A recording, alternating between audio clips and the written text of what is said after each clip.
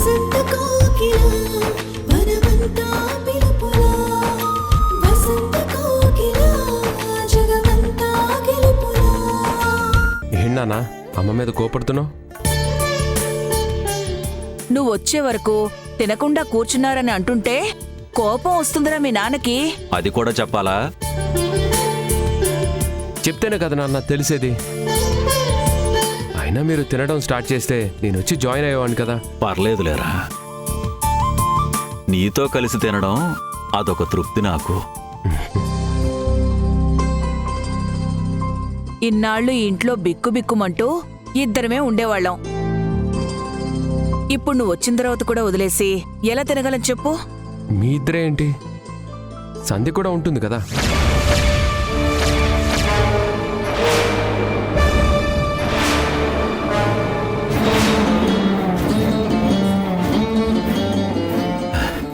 అంటే సంధ్య జాబ్ కోసం వెళ్ళింది కదా సూర్య.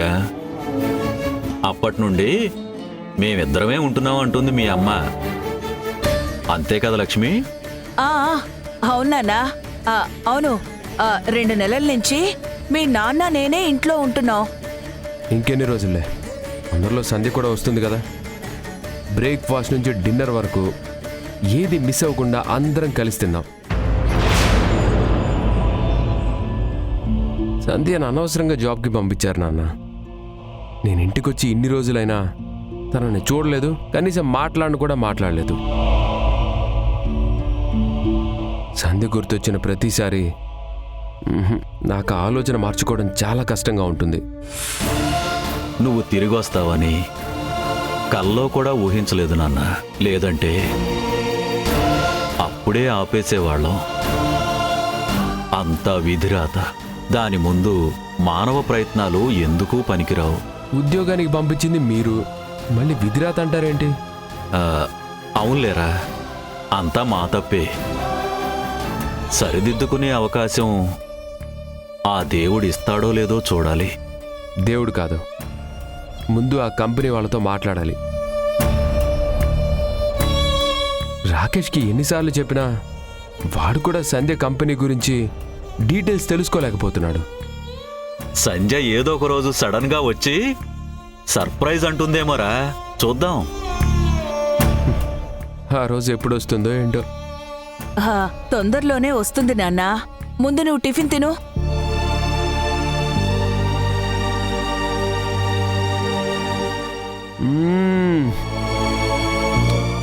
చట్నీ చాలా బాగుందమ్మా. ఈ చట్నీ కోసం ఒకసారి నీకు సంధ్యకి పోటీ పెట్టాం, గుర్తుందా? అప్పుడు నాన్న నేను సంధ్యకి సపోర్ట్ చేస్తే నీకు కోపం కూడా వచ్చింది.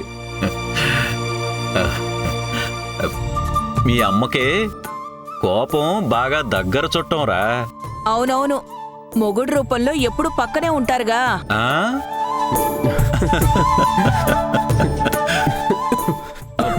సూర్య సూర్య, నీళ్లు తాగు నాన్నా. ఇంకొంచెం తాగు నాన్నా.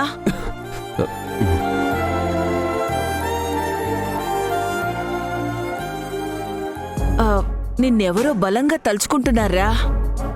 ఇంకెవరమ్మా, సంధ్య అయి ఉంటుంది. తనను నేను గుర్తు చేసుకున్నట్టే తను కూడా నన్ను గుర్తు చేసుకుంటుందేమో. సంధ్య కొత్త ఉద్యోగంలో బిజీగా ఉంటుందిరా, అంత ఖాళీగా ఉండదేమో. అయితే ఆకాష్ తలుచుకుంటున్నాడేమో.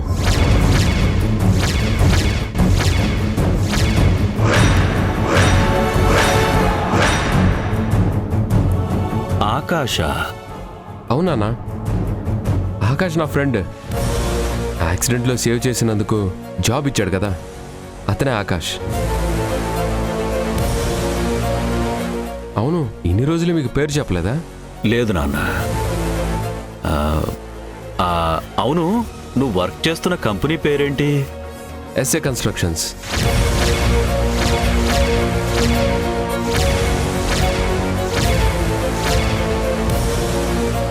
ఆకాష్ సొంత కంపెనీ. SA constructions. నువ్వు పనిచేస్తున్నది ఆ కంపెనీలోనా? అవును. ఆ కంపెనీ మీకు తెలుసా? తెలుసా అంటే మెయిన్ రోడ్ మీదే ఉంది కదరా, వస్తూ పోతున్నప్పుడు చూస్తుంటాం, ఆ, అందుకే అడుగుతున్నాం. అవును నాన్న, అదే ఆ, ఆకాష్ ఎంత మంచివాడో తెలుసా? కోట్ల ఆస్తున్నా కొంచెం కూడా గర్వం లేదు. వాళ్ళ ఇంటికి రమ్మని ఎన్నిసార్లు పంపించాడో తెలుసా? ఇంటికా? అవును, యాక్సిడెంట్ నుంచి ఆకాష్ని సేవ్ చేశానని తెలిసి వాళ్ళ మిస్సెస్ నన్ను ఒకటే పొగట్టమంట.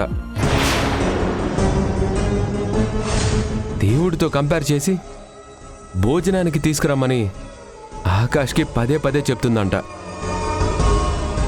నేనేమో ఫ్రీగా ఉన్నప్పుడు వస్తానని చెప్పి తప్పించుకుంటున్నాను.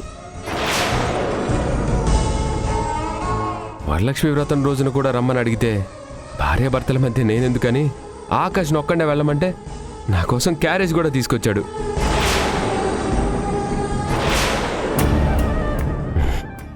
ఆర్మీ నుండి వచ్చిన తర్వాత సంధ్యని బాగా మిస్ అవుతున్నా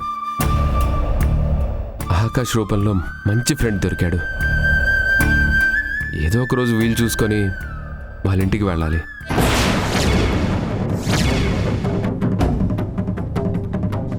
సూర్య, ఆకాష్ భార్య పేరేంటి?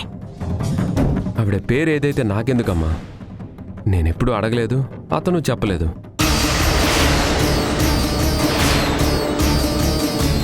నన్ను అడిగితే మాత్రం నేను చెప్పకుండా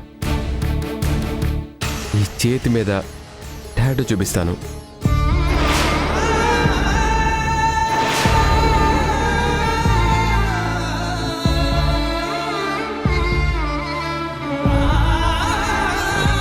చెప్పడం మర్చిపోయాను. ఒకరోజు ఆకాష్ కోసం వాళ్ళ ఇంటికి ఫోన్ చేస్తే ఆమె ఫోన్ లిఫ్ట్ చేశారు. ఆమె వాయిస్ విని నేను షాక్ అయ్యాను. ఎందుకో తెలుసా? ఆ గొంతు అచ్చం సంధ్య గొంతులా ఉంది.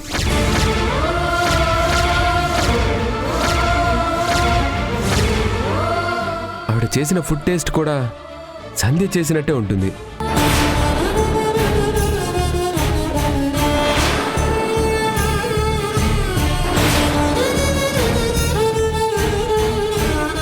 ఏంటి అలా చూస్తున్నారు? ఓ, నాకు అర్థమైంది. అందరి గొంతులు సంధ్యలా నాకు వినిపిస్తాయని అనుకుంటున్నారు కదా? ఆ, ఆ, ఆ. మీకు కావాలంటే నేను ఒకసారి ఫోన్ చేసి ఇస్తాను, మీరు కూడా మాట్లాడండి. నేను చెప్పింది నిజమో కాదో మీకే అర్థమవుతుంది. ఆకాష్కి ఫోన్ చేయమంటారా? ఆ, వద్దులేరా. మనిషిని పోలిన మనుషులున్నట్టే గొంతును పోలిన గొంతేమో. అవునమ్మా, చాలా తమాషాగా ఉంది కదా? అవునరా, చాలా తమాషాగా ఉంది.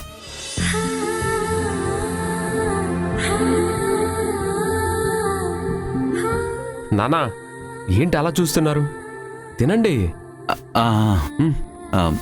తినండి.